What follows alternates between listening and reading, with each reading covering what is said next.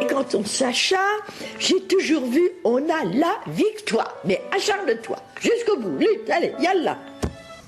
Yallah, traduisez en avant, vite, c'était l'expression favorite de sœur Emmanuelle, qui, vous l'avez compris, nous a quittés la nuit dernière à l'aube de ses 100 ans. Madame, monsieur, bonjour. Madeleine Cinquin, c'était son vrai nom, était l'une des personnalités préférées des Français. On l'aimait à la fois pour son dévouement incessant, pour son franc-parler aussi. Depuis quelques années, elle s'était retirée dans une communauté de Notre-Dame de Sion dans le Var, et c'est là que sont allés ce matin Daniel Costantini et Christine Guérard. Les habitants de Calian ont appris le décès de sœur Emmanuelle avec beaucoup d'émotion. Elle vivait ici depuis 18 ans dans cette maison de retraite, aujourd'hui gardée par des gendarmes afin de préserver le calme des lieux. Cette éteinte comme ça, c'est bien. Du moment qu'elle n'a pas souffert, c'est l'essentiel. C'est perdre quelqu'un de sa famille. C'était quelqu'un qui était vraiment de cœur, de tout, quoi. Il y a très peu de gens comme ça, malheureusement. Ces 3 dernières années, sœur Emmanuelle, très fatiguée, ne sortait plus, ne recevait presque plus personne. Pendant longtemps, son lieu de retraite avait été gardé secret pour éviter la pression médiatique et les sollicitations. Mais elle participait discrètement à la vie du village et se rendait aux offices religieux. Elle tutoyait tout le monde. Oui. On est tous frères et sœurs sur Terre. Sinon, ça m'avait paru vraiment une personne vraiment très, très attirante, quoi. Sœur Emmanuelle aurait eu 100 ans le 16 novembre, un anniversaire que le village se réjouissait d'organiser.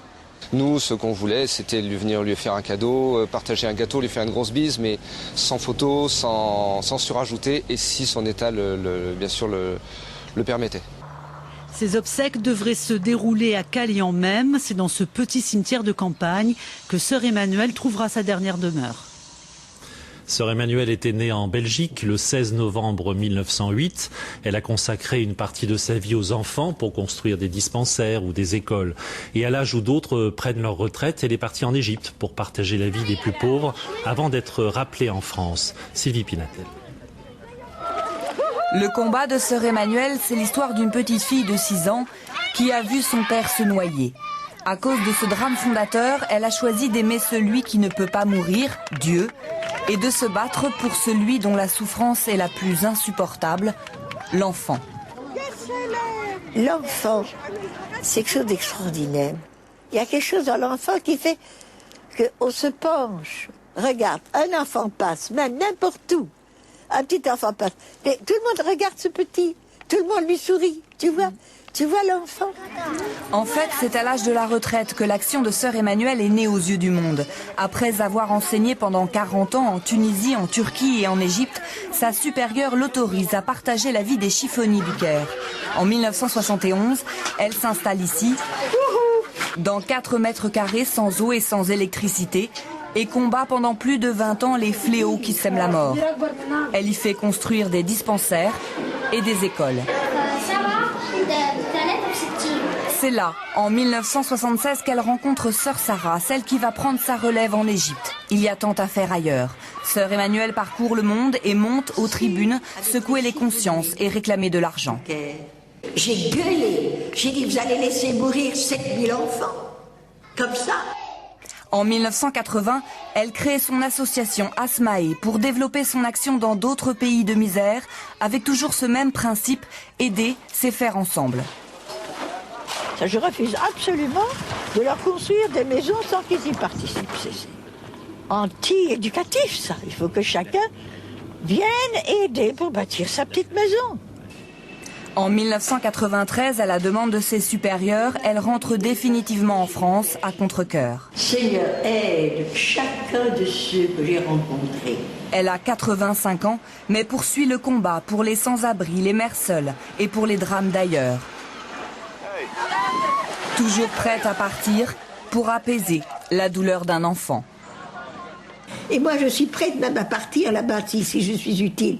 Simplement pour les aimer, pour les embrasser, pour leur dire que nous sommes avec eux, que nous ne voulons pas les abandonner. Aujourd'hui, Asmae s'occupe de 70 000 enfants à travers le monde. Pour son action, sœur Emmanuelle a reçu la Légion d'honneur et était l'une des 5 personnalités les plus aimées des Français. Mais qui connaît aujourd'hui son association ? C'est vrai que nous avons beaucoup de donateurs et ça marche. Le jour où Sœur Emmanuelle disparaît, si on ne connaît qu'elle, c'est fini. C'est très grave, ce problème. Elle, qui a su si jeune que tout passe et disparaît, voulait par-dessus tout que l'action de sa vie ne meure pas avec elle. Asmae, c'est le nom de l'association de Sœur Emmanuelle, de celle qui disait que l'amour est plus fort que la mort. Et nous vous donnerons tout à l'heure les coordonnées de cette association Asmae. Déjà de nombreuses réactions à la disparition de Sœur Emmanuelle. Nicolas Sarkozy salue la personnalité pétillante, c'est la femme d'action. Jacques Chirac évoque la femme d'exception. Au Vatican, on souligne la grande figure de la charité chrétienne. D'autres réactions recueillies par Dominique Lagrousse-Ampère et Guénaël Beck. Jusqu'au bout, lutte, allez, yallah. C'était son mot d'ordre, son mot d'amour. Yallah, en arabe, en avant, c'est parti. Yallah, c'était la voix de Sœur Emmanuelle qui aujourd'hui résonne dans les chansons les plus contemporaines.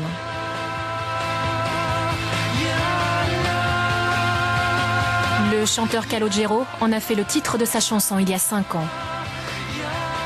Je l'ai rencontré, je lui ai chanté une fois ma chanson en reprenant son mot Yallah. Je l'ai chanté une fois à son anniversaire, elle était sur une chaise et j'étais à genoux.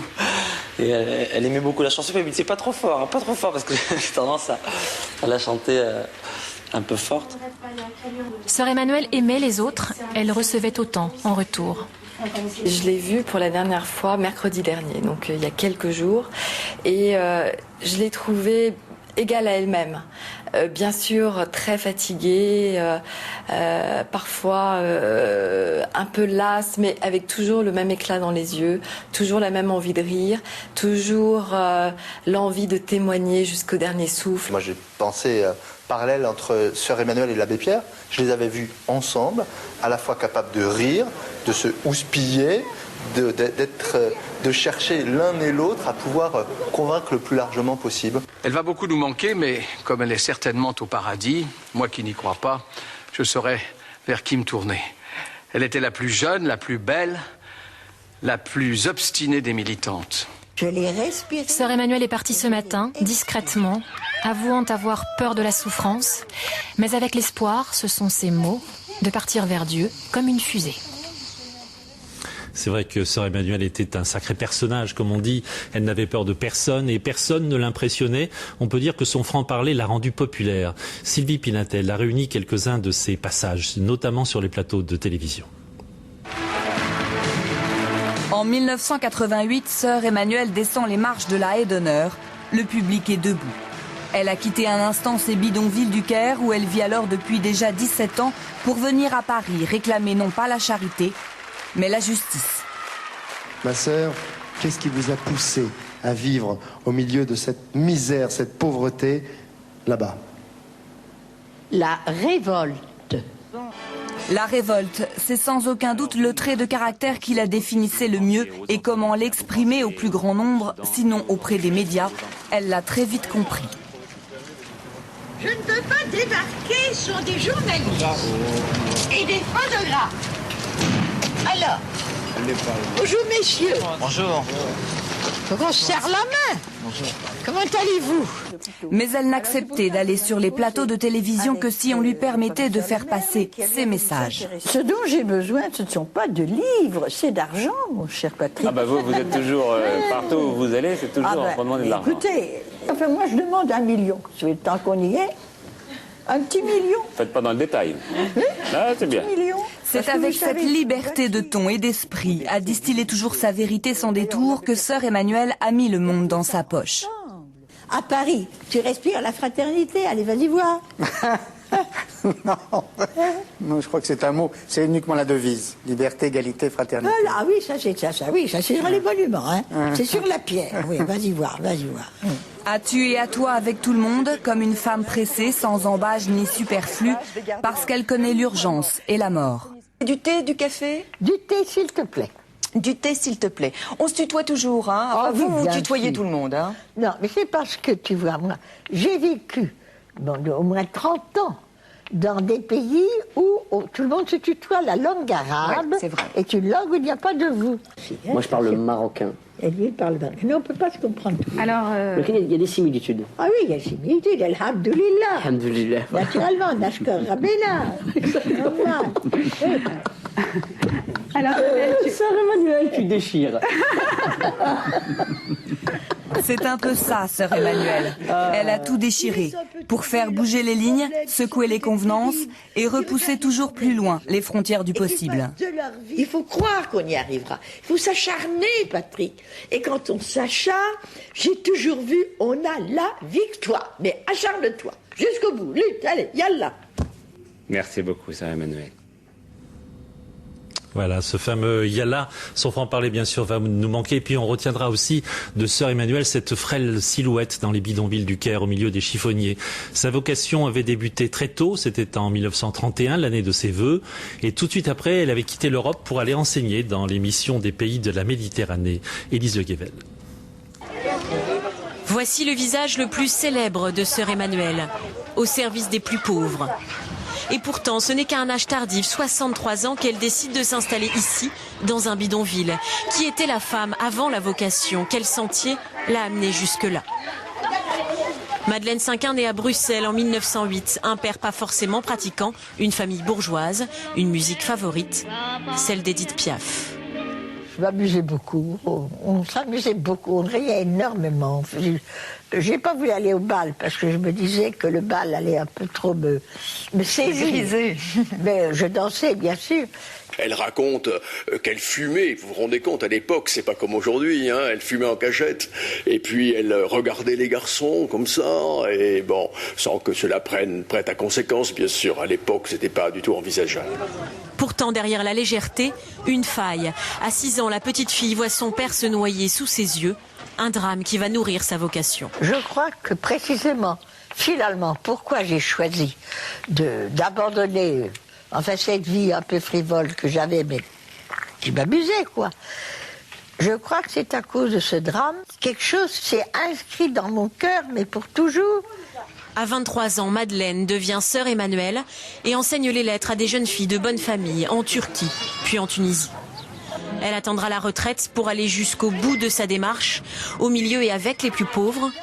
Croyante mais jamais distante, sœur Emmanuelle et Madeleine, une seule et même femme. Elle était d'une sainteté abordable, d'une sainteté qu'on peut comprendre. Elle n'était pas une mystique. Elle me disait souvent « je ne vois pas Dieu ». Mais elle le ressentait. Voilà, et sœur Emmanuelle sera inhumée mercredi au cimetière de Calian dans le Var. Daniel Costantini nous le disait tout à l'heure. Des obsèques très simples pour cette femme hors du commun qui avait su gagner le cœur des Français.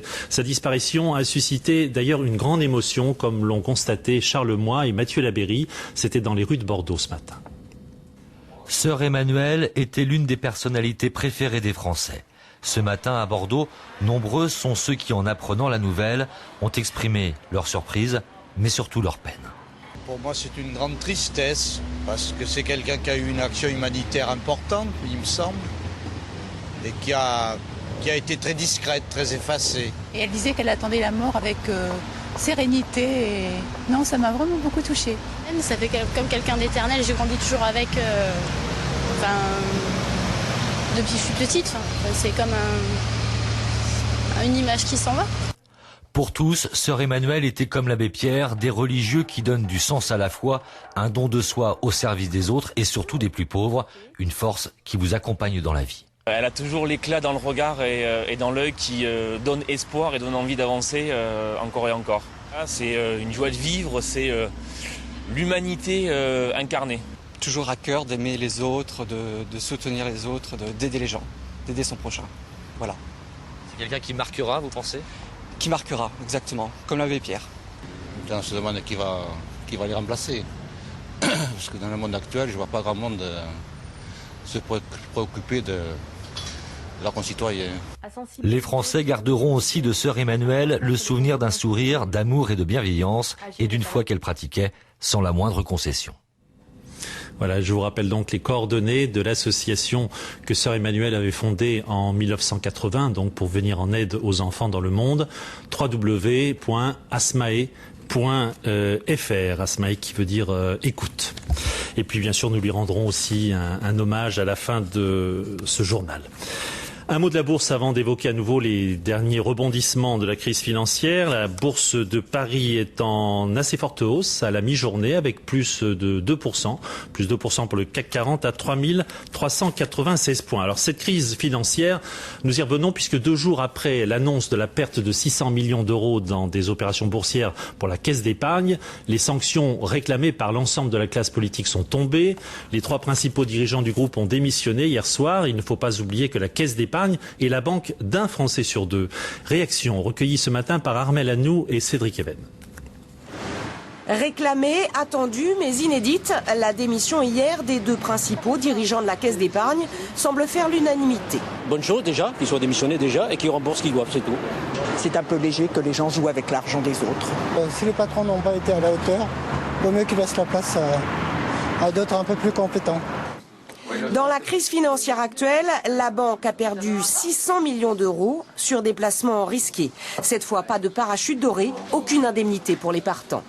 Les grands patrons ont quand même des gros salaires qui justifient par rapport aux risques qu'ils prennent et quand même apprécier qu'ils aient assumé leur responsabilité là-dessus, en effet. Et ils doivent subir les conséquences de leur travail, que ce soit bon ou mauvais. Un Français sur 2 a confié de l'argent à la Caisse d'épargne. Et malgré la crise, le mondial de l'automobile vient de fermer ses portes avec un nouveau record de fréquentation. Durant ces 2 semaines, 1 433 000 visiteurs ont arpenté les allées du salon. Il n'y avait pas que des curieux puisque le nombre de contacts commerciaux qu'on dit n'a jamais été aussi élevé.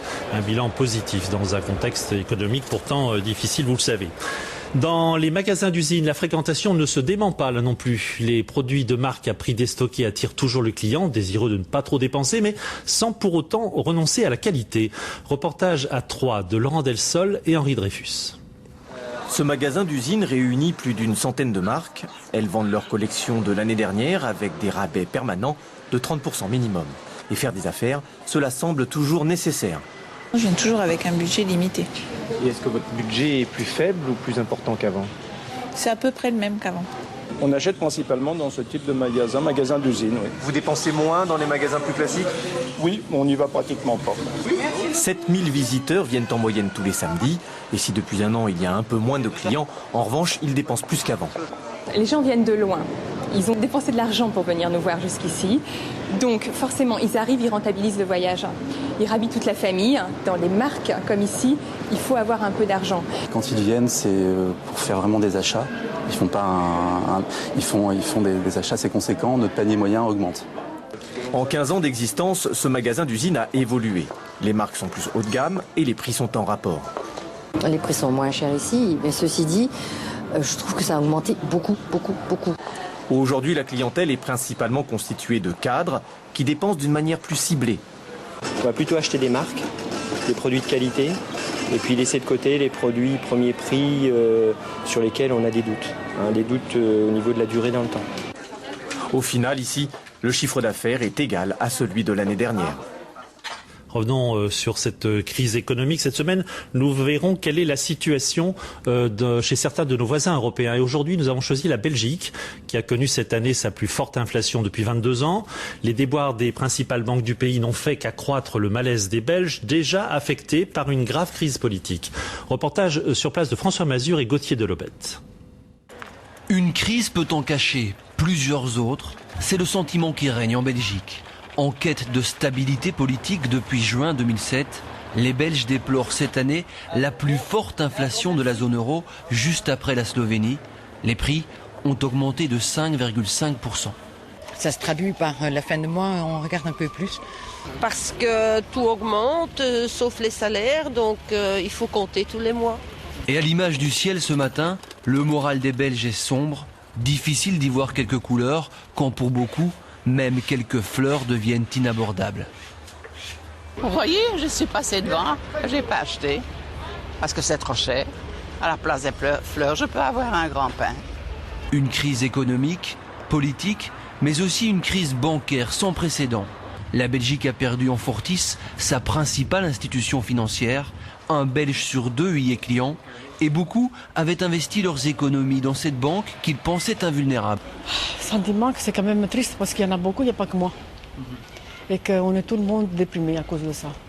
Et cette morosité ambiante se répercute sur bien d'autres secteurs. L'immobilier tout d'abord, qui tourne au ralenti. Même des ventes qui sont sur papier, c'est terminé, et puis bon, les gens n'obtiennent pas leurs prêts, donc forcément, ça tombe à l'eau. Plus grave encore, la confiance quitte aussi l'esprit des entrepreneurs. Dans les agences intérim, on ne peut que constater l'inquiétude. Au niveau des recruteurs, en tout cas, ils sont beaucoup plus, je dirais, méfiants, beaucoup plus, en tout cas, lents dans le cadre de la procédure d'engagement. En ces temps difficiles, les citoyens aspirent à un peu plus de quiétude. Pas sûr que les prochains mois le rapporteront, dans une Belgique qui connaît avant tout une crise existentielle. Et demain, nous irons prendre la température économique en Grande-Bretagne. En France, depuis plusieurs jours, les producteurs de lait sont mobilisés. Ils manifestent, comme vous allez le voir sur ces images. C'était ce matin devant une coopérative à Montauban, dans le Tarn-et-Garonne. Ils protestent contre la baisse des cours et les faibles marges que leur laissent les industriels. Des images que nous envoie Paul-Étienne Zab. La réforme des lycées prévue pour la rentrée prochaine inquiète déjà enseignants et parents d'élèves qui d'ailleurs manifestaient hier à Paris. Quelques pistes ont déjà été dévoilées. À l'avenir, l'année pourrait être divisée en semestres et non plus trimestres, avec un plus grand choix d'options et aussi la possibilité de changer de spécialisation en cours d'année. Alors qu'en pensent les lycéens? Reportage à Sartrouville dans les Yvelines de Louis Olivier et Charles Voissier. L'âge ingrat, n'est-ce pas? La seconde. Découverte du grand monde après le cocon du collège. Moi j'étais dans un collège privé, donc c'est tout a changé. Là c'est la liberté, c'est les vacances. Toute cette liberté et dans le même temps tous ces choix à faire, en ce que l'on veut. Ludivine l'avoue, pas trop. SES, vous l'avez choisi pourquoi? En fait il y a pas mal de gens qui ont pris SES, alors j'ai suivi. À 15 ans c'est un peu difficile de savoir ce que je veux faire. Je veux être prof, je veux faire 2 ans d'études, c'est un peu vague. Pour ceux qui ne savent pas, le gouvernement souhaite instaurer un droit à l'erreur. À la fin du premier semestre, l'élève pourra changer d'option. Et là, Paul s'inquiète. C'est une bonne idée, oui et non, parce que c'est un peu un cadeau empoisonné, parce qu'après on doit rattraper les premiers cours de la matière qu'on n'a pas étudiée. La seconde se fera sous la forme d'un tronc commun de matières fondamentales, les mêmes qu'aujourd'hui, et ensuite d'un très grand choix de modules, ce qui n'était pas le cas. J'ai choisi option LV3 allemand, mais avec le CNED, parce qu'ici c'était pas autorisé, on pouvait pas, donc j'ai pris SES. Ensuite, la réforme du lycée instaure un accompagnement personnalisé obligatoire. Chaque élève y choisira la matière qu'il souhaite perfectionner en vue de son orientation. Les professeurs ne sont pas contre la réforme, ils souhaitent simplement avoir plus d'informations. Une seconde à la carte, et pour la rentrée 2009, ça s'organise. Autre plan dont on connaît cette fois les 150 mesures phares puisqu'elles ont été présentées ce matin, il s'agit du plan France Numérique 2012. Il a pour objectif de combler le retard de la France en matière de haut débit, de téléphonie mobile et de télévision numérique. Un vaste chantier car aujourd'hui, dans une même commune par exemple, les utilisateurs de l'Internet ne sont pas tous logés à la même enseigne, vous allez le voir. À Semalé dans l'Orne, Jean-Baptiste Bouvet, Xavier Toby. Lent, désespérément lent. Ici, l'Internet tourne au ralenti. Pourtant, cette commune n'est située qu'à 5 km d'Alençon, la préfecture. Un isolement qui excède les habitants. On peut difficilement, on communique mal avec amis, famille, que mes enfants, j'ai 4 enfants et qui sont tous grands, ne peuvent pas communiquer, on ne peut pas s'envoyer de photos, on est effectivement très gênés. 400 habitants, mais seulement la moitié connectés à Internet. Ici, les rares privilégiés réceptionnent au mieux 1 méga, soit un débit 30 fois inférieur aux zones urbaines. On nous a promis beaucoup de choses, l'égalité de tous les Ornais devant le haut débit. Or ici, nous ne pouvons pas avoir la DSL. On nous propose des solutions satellitaires qui sont certainement excellentes, mais pas du tout dans les conditions de la DSL. Pour les entreprises implantées en zone rurale, la situation est également problématique. Devises et commandes en ligne presque impossibles, sans Internet, difficile d'être compétitif. C'est pas très intéressant de rester 5 minutes pour attendre une page, quoi. Donc il serait temps de faire quelque chose. Depuis 4 ans, la municipalité multiplie les démarches pour obtenir le haut débit. En vain. L'aide des pouvoirs publics est donc vivement attendue, car aujourd'hui l'Internet, comme l'eau ou l'électricité, constitue une commodité essentielle. Parlons maintenant de la mobilisation d'un village contre un projet d'enfouissement de déchets nucléaires. Le conseil municipal est pourtant candidat, mais les habitants s'inquiètent d'éventuels problèmes de pollution. À Gondrecourt-le-Château, dans la Meuse, Fabrice Rosassi et Jérôme Thierry. Un joli village où le calme n'est plus qu'apparent. Depuis que le conseil municipal a fait acte de candidature pour recevoir le futur centre de déchets FAVL. Entendez, de faible activité et à vie longue, des déchets nucléaires dont personne ne veut. Le centre d'enfouissement, ouais. Oui, il y en a beaucoup qui sont contre. Qui sont contre ouais. Pourquoi ils sont contre Parce que finalement on a quand même peur, c'est des déchets nucléaires. Hein. Ouais. Donc on ne sait pas à la longue ce que ça peut donner si les tourneaux ne se perceront pas un jour ou si la terre ne sera pas contaminée. Et enfin, on se pose quand même des questions. De manifestation en pétition, la résistance s'organise. Le village est situé à 10 km à peine du laboratoire de Bure et de son futur centre d'enfouissement des déchets radioactifs les plus dangereux. Alors ici, la coupe est pleine. On a vraiment l'impression d'être délaissé pour compte. Le sud de la Meuse est vraiment prise pour une poubelle nucléaire. C'est comme ça qu'on voit les choses chez nous. On demande à ce que les déchets soient entreposés autour des centrales nucléaires pour que la science puisse, dans les années à venir, trouver une solution. Mais dans ce secteur de la Meuse en panne d'emploi, un centre d'enfouissement est aussi vu par certains comme une aubaine en termes économiques. C'est de l'emploi sur de la commune, c'est de l'activité sur la commune, c'est de l'arrivée de population. Même si 50 emplois restent modestes, c'est toujours 50 foyers du secteur qui auront un travail. Sur les 3115 communes consultées dans les 5 départements du Nord-Est, moins de 10 auraient pour l'instant fait acte de candidature. Trop de camions en surcharge sur les routes de France, c'est évidemment dangereux, mais à l'heure du pétrole cher, il n'y a pas de petites économies. Du coup, en Alsace, les services de l'équipement ont installé 2 radars capables d'évaluer le poids des véhicules. C'est sur l'autoroute A35, un axe particulièrement fréquenté par les poids lourds. Philippe Vogel et Laurence Claude-Pierre. Sur le bord de l'autoroute, on le confondrait avec un radar automatique. Mais en réalité, ce petit appareil ne flash pas, il pèse les camions. Enfuis dans la chaussée, des capteurs calculent instantanément la charge des poids lourds au moment de leur passage. En cas de surpoids, le dispositif envoie les informations de charge et de vitesse à un ordinateur. Les motards peuvent alors l'arrêter. La patrouille motocycliste va chercher ce poids lourd sur la route et l'intercepte. Et ensuite, la verbalisation se fait suite à un contrôle de la pesée. Ce camion luxembourgeois a été contrôlé avec un surpoids de 4 tonnes environ par rapport à la limite autorisée sur route. Les contrôleurs des services de l'équipement vont maintenant peser précisément chaque essieu sur une balance homologuée. Contrôler le poids des camions pour prévenir les accidents. En surcharge, il est plus difficile de freiner à temps et de maîtriser son véhicule. En infraction, le camion est immobilisé et doit décharger son surplus de marchandises sur place. Le premier but, c'est de faire cesser l'infraction. Donc il faut que ce monsieur contacte son employeur pour trouver un moyen de décharger ça. 135 € d'amende et l'obligation de venir récupérer la marchandise avec un autre véhicule. Un dispositif qui permet aussi de garantir la concurrence entre les transporteurs, car tous sont soumis au même poids réglementaire.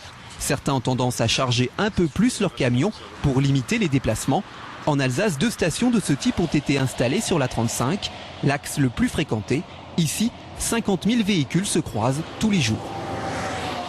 On parlait tout à l'heure des magasins d'usines qui ne connaissent pas la crise. Autre évolution du commerce, plus de la moitié des Français sont favorables à l'ouverture des magasins le dimanche. La législation devrait d'ailleurs être assouplie avant la fin de l'année. Un exemple à Bordeaux avec Christophe Deveau et Sébastien Andlat. Au 2e dimanche d'ouverture, les magasins de bord de Garonne semblent avoir trouvé leur rythme de croisière. Certaines enseignes ont réalisé plus de 30% de leur chiffre d'affaires dimanche dernier.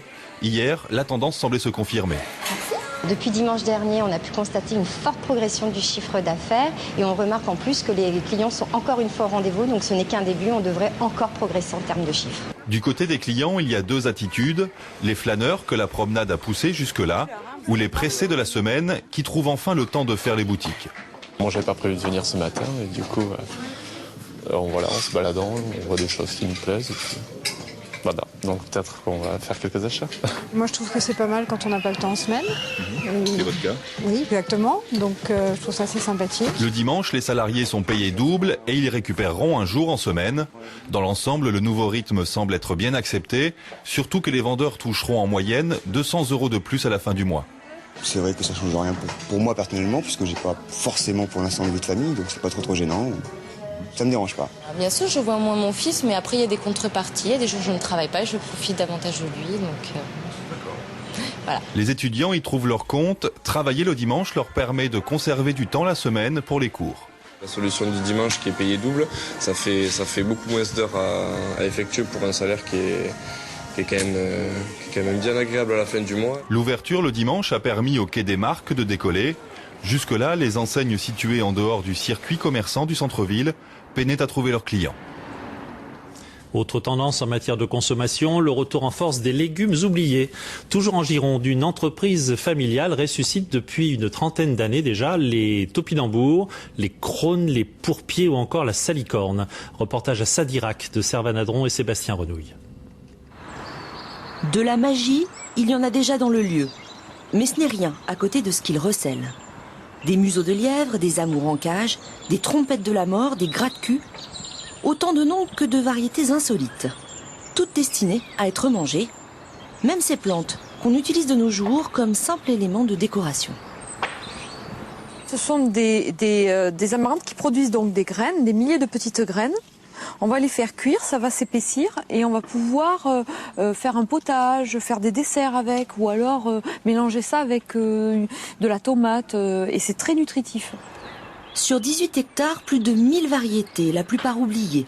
Elles s'éveillent au rythme des saisons. En ce moment sont récoltés le spaghetti végétal, les pâtissons et les nèfles. Isabelle Lafont a une idée de recette pour chaque fruit, chaque légume. On les passe au congélateur un petit temps, 2 heures, et ensuite on les ressort. Et on peut les travailler ensuite et faire de la confiture. La conserverie est à 2 pas. Toutes les productions y sont transformées. Au menu aujourd'hui, estragon au vinaigre et soupe d'ortie sauvage. Et c'est ici notre laboratoire, notre laboratoire de recherche. On teste, on goûte aussi. Ça nous permet d'améliorer, de voir si la saveur est bonne. Au total, une 50aine de recettes. 400 000 bocaux sortent chaque année de cette PME. En faisant du neuf avec de l'ancien, elle fait vivre 12 personnes depuis près de 30 ans. Et j'ajoute que le SIAL, le salon de l'alimentation, se tient toute la semaine encore à Villepinte. Et c'est au nord de Paris. Une jolie fête dans un village de l'Hérault pour les 100 ans d'Amélie. Hier, tout le village avait réservé une belle surprise à sa doyenne, grande passionnée de courses camarguaises. C'est à Marcillac que Jean-François Garcia et Nicole Chastagnon l'ont rencontré. Après un bon repas en compagnie de sa famille et de quelques amis, Amélie Gallo arrive aux petites arènes de Marcillac. C'est son anniversaire, elle a 100 ans et elle devine à l'instant qu'on lui a préparé une surprise. En fait, depuis toujours, elle aime la course camarguaise, alors pour lui faire plaisir, le village lui a offert un spectacle taurin. J'avais entendu murmurer, alors c'était bien un secret, mais... Ça vous plaît? Mon fils m'avait rien dit, il le savait, mais il ne me l'avait pas dit. Bon, ça vous surprend et ça vous fait plaisir? Oui, ça me fait plaisir. Je suis bien contente, mais je ne m'attendais pas à une fête comme ça quand même. Un spectacle avec tout ce qu'elle aime. Des arlésiennes, des chevaux, des gardiens et 3 taureaux que les raseteurs vont tenter de manœuvrer pour retirer les cocardes fichées sur leur front, entre les cordes. Pour le village et sa famille, un cadeau venu du cœur. Et nous, on ira hommage pour elle, pour ça, justement. Parce que nous aussi, nous, la passion des taureaux, et voilà.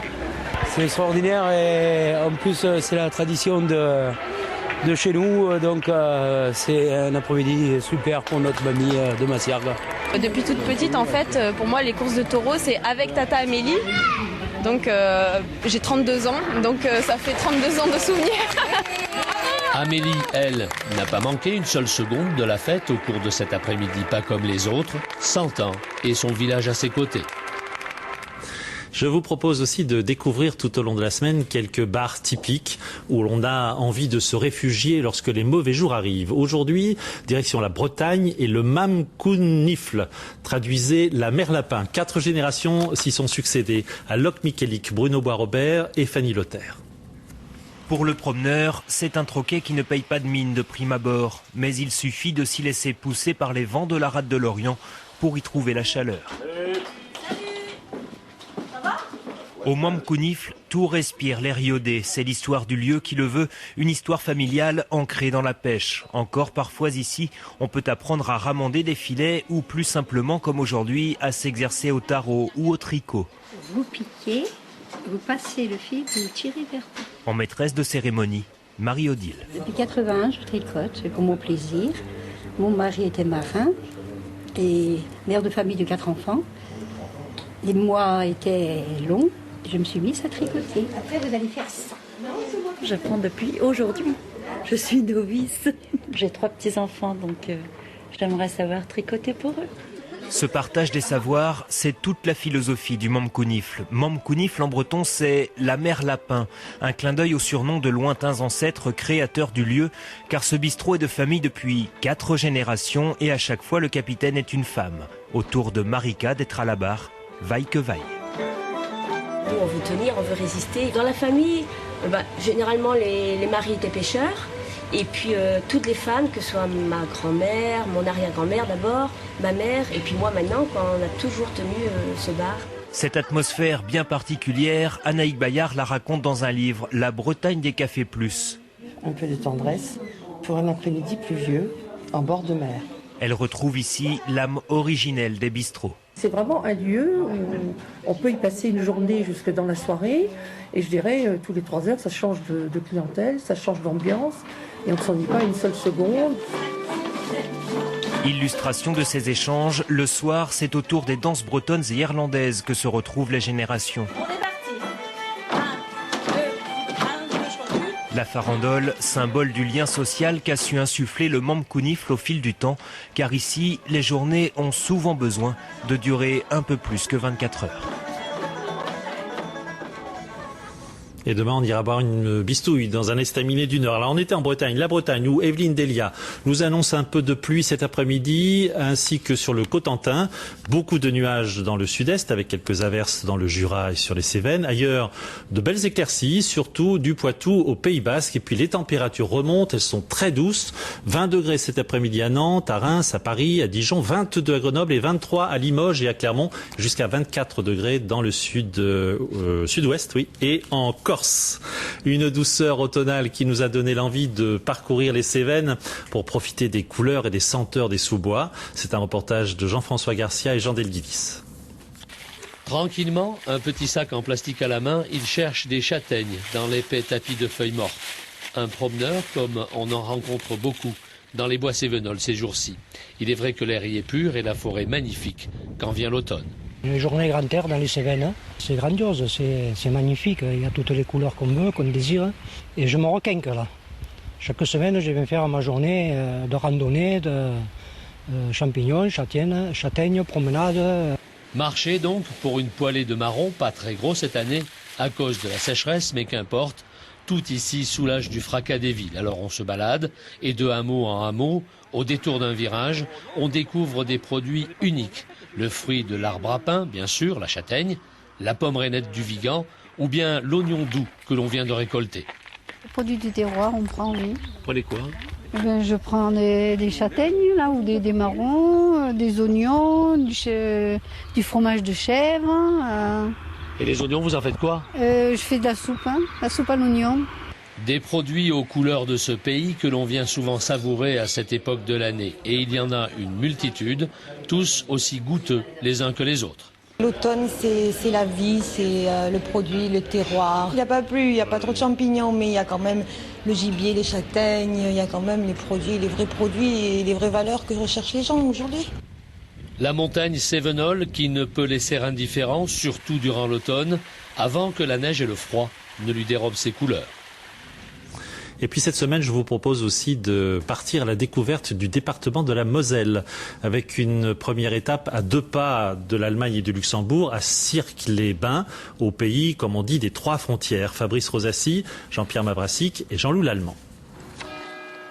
C'est un pays de pierre et de mystère.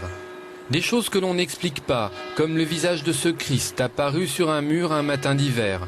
Ici, les châteaux, celui des seigneurs de Sierck par exemple, sont les témoins d'époques tourmentées et belliqueuses qui ont sans cesse redessiné les frontières entre la France, l'Allemagne et le Luxembourg. Mais aujourd'hui, le combat qui s'y mène est différent, avec Charles Keff, un restaurateur, ambassadeur du goût et du retour aux valeurs de la terre. Tous nos produits sont faits maison. De plus en plus, les gens recherchent quand même les produits de nature. Moi, ce qui me fait plaisir, quand je passe à table chez mes clients, Ah, c'est bon, on apprécie et on sent la différence. Des auberges où l'on déguste foie gras et jambon, aux fermes où l'on récolte le miel, les pommes et le fromage de chèvre. Le pays des trois frontières est entré doucement dans sa saison jaune-orange. C'est aussi l'époque des vendanges. De l'autre côté de la Moselle, les vignes résonnent de rires joyeux. C'est l'heure de la pause, le temps de partager un casse-croûte et un café chaud. Après plusieurs semaines de pluie, le soleil caresse une dernière fois les grappes de raisin. On a les vignes devant nous et au fond la Moselle avec les bateaux qui passent, c'est magnifique. C'est une vue imprenable, c'est l'idéal de venir faire des vendanges comme ça, quoi. Avec un beau soleil comme ça, on est en vacances. Pinot gris, blancs ou noirs, la vendange promet d'être belle. La vigne remonte au temps des Romains et se rit des pays. Devant cette pierre qui marque la frontière entre la Prusse et la France de 1830, difficile pour ces promeneurs allemands de savoir précisément où ils se trouvent. On distingue une partie du Luxembourg, une partie de la France, mais il faut dire que le vignoble luxembourgeois déborde largement sur la France. Et la pointe de la Moselle, c'est l'Allemagne. Finalement, les gens d'ici, il n'y a qu'eux qui s'y retrouvent. Il n'y a que nous qui nous retrouvons, donc gardons bien le secret. Pour Francis, inlassable marcheur et historien de la région, pas un seul chemin, pas un seul hameau qui ne recèle son secret et peut-être son danger. Alors là, je m'arrête parce que je ne veux pas aller en enfer. Parce que nous nous trouvons à l'entrée des grottes de Spal. Le Spal vient du germanique, signifie la fente. Et la fente, la légende veut que c'est une fente qui va au centre de la terre, d'où l'enfer. La légende dit-elle vrai? Après quelques mètres, nous avons décidé de rebrousser chemin au cas où. Un peu plus loin, un autre promeneur nous renseigne. Nous sommes sur la route des menhirs, des sculptures monumentales posées au beau milieu de frontières, là encore incertaines. C'est un lieu d'ouverture parce qu'en fait ici on est à la jonction de plusieurs pays. Par contre, ce qui est commun entre ces différents pays et ces différentes régions, c'est qu'il y a une langue et une culture qui sont communes. On peut en entendre quelques mots. Stein und der Grenz, Weichstoßstein, Gehuf gegen den Krieg, Barricade für Frieden. Une ode à la paix, écrite et lue en plate, cette langue qui continue à vivre à travers les trois frontières. Stein und der Grenz. Voilà, avant de refermer ce journal, un nouveau coup d'œil à la bourse qui est toujours en hausse, mais un peu moins que tout à l'heure. Plus 1,36% à 3375 points. Dans un instant, bien sûr, la météo d'Evelyne Delia. À 20h, Laurence Ferrari. On se quitte avec un hommage en l'image à Sœur Emmanuelle qui nous a quittés, vous le savez maintenant, la nuit dernière. Ses obsèques ont lieu mercredi dans son village du Var, là où il avait trouvé une retraite paisible. Et puis sachez qu'à 15h, une messe de requiem sera aussi donné à Notre-Dame de Paris. Sachez enfin qu'un livre, une biographie de Sœur Emmanuelle sortira mercredi, elle aussi. Son auteur, c'est Pierre Lunel, avec une préface du ministre Bernard Kouchner, chez Anne Carrière et Robert Laffont. Très bon après-midi.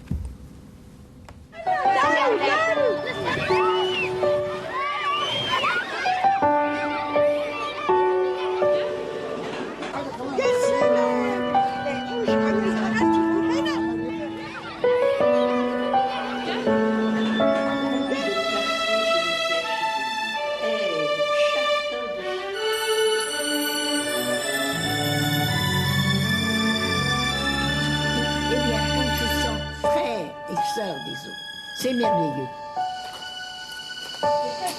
C'est très bien.